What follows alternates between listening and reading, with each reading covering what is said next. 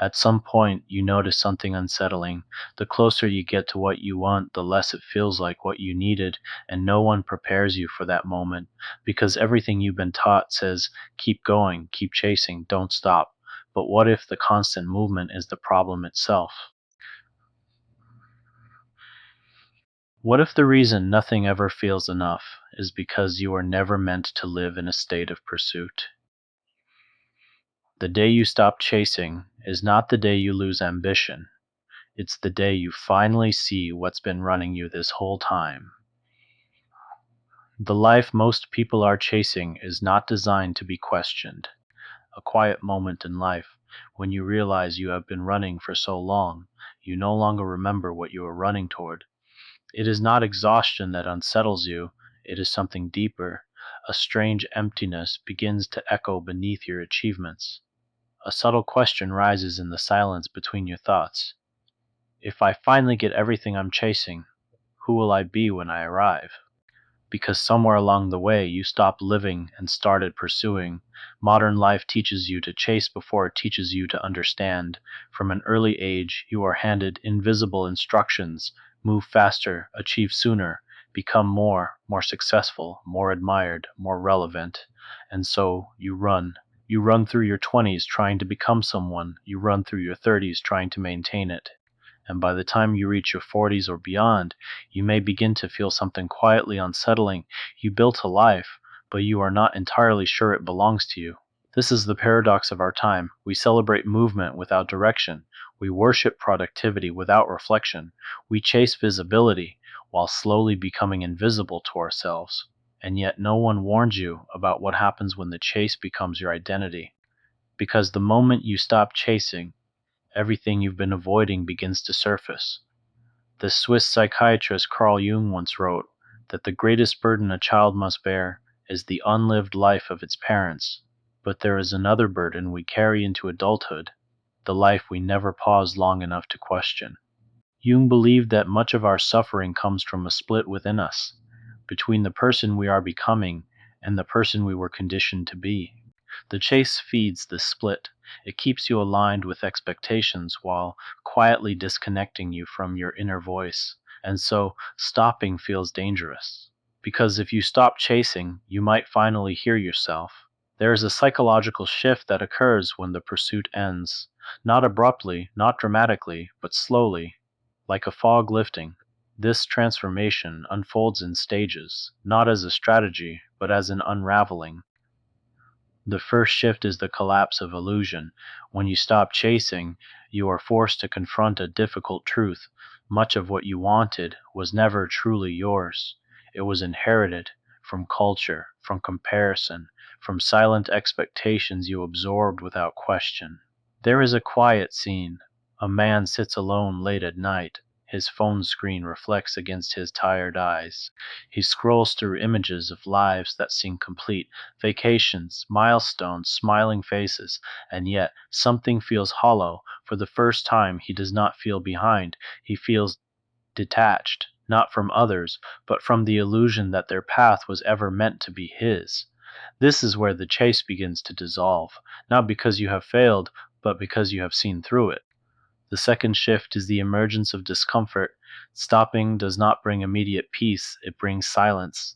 And in that silence, everything unresolved begins to speak: regret, uncertainty, questions you postponed. This is why many people return to the chase, because distraction is easier than confrontation. But if you stay, if you remain in that stillness long enough, something deeper begins to unfold. Viktor Frankl once observed that when we are no longer able to change a situation, we are challenged to change ourselves. And this is the moment of that challenge, not outwardly, but internally. You begin to ask different questions, not what should I achieve next, but what actually matters to me. And these are not questions you can answer quickly. They require something modern life rarely allows: time without pressure. The third shift is the reconstruction of identity. When the chase fades, so does the version of you that depended on it. This can feel like loss, because for years your sense of self may have been built on progress, comparison, or recognition. Now, without those markers, you feel undefined, but this is not emptiness, it is space. Jung described this process as individuation, the journey of becoming who you truly are, rather than who you were expected to be. And individuation does not happen while chasing. It happens in stillness, in reflection, in moments when no one is watching and nothing is being measured. There is another scene. An older woman walks slowly through her quiet home. The walls hold decades of memories, family, work, sacrifices. She pauses by a window. For years she lived for others, then she lived for responsibility, then she lived for survival. Now, for the first time, she is not chasing anything, and in that stillness a new question emerges. What do I want now that I am no longer becoming someone else? This question is not urgent, it is not loud, but it is real. The fourth shift is the quiet return to meaning, not the kind of meaning you achieve, the kind you experience.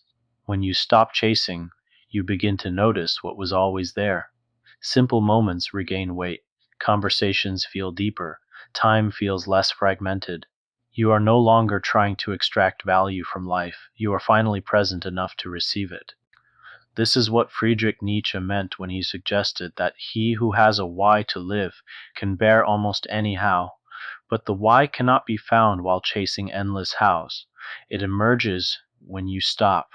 And yet, there is something even deeper waiting beyond these shifts, something most people never fully confront, because it requires you to face the one truth that cannot be outrun: mortality. There is a final scene, a quiet hospital room, machines hum softly in the background. A man lies still, his breath measured, his body tired. On a small table beside him are objects that once defined his life: a phone, a watch, a few personal belongings.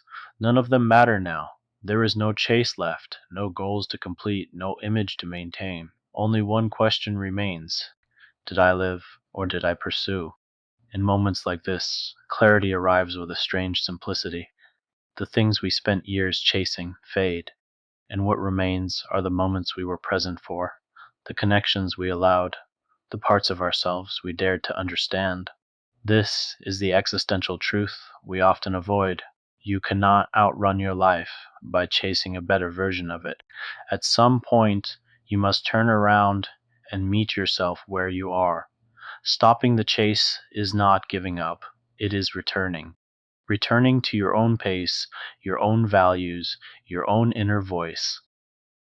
It is the quiet rebellion against a world that told you you were only valuable when moving, because the moment you stop chasing, you begin to see. You see how much of your identity was built on reaction, how much of your effort was driven by comparison, how much of your life was spent trying to arrive somewhere that never truly existed, and in that realization, something begins to change, not externally, but fundamentally. You become less reactive, less urgent, less dependent on outcomes, and more aware, more grounded, more yourself. There is no dramatic transformation, no sudden breakthrough, just a subtle shift in how you relate to your own existence. You stop asking, "What's next?" and begin asking, "What is here?" You stop measuring your life by milestones and start experiencing it through moments, and perhaps for the first time you feel something that has nothing to do with success, something quieter, something deeper. A sense that you are no longer chasing your life, but finally living it. And maybe that is the real change, not that the world becomes different, but that you do. Calmer, clearer, less divided. Because when the chase ends, you are no longer split between who you are and who you are trying to become. You are simply present. And in that presence, life does not feel like something to achieve, it feels like something to understand. So if you find yourself slowing down, questioning things you once accepted, feeling less driven by urgency and more drawn to stillness, do not rush to fix it. Do not assume you are falling behind. You may simply be arriving for the first time.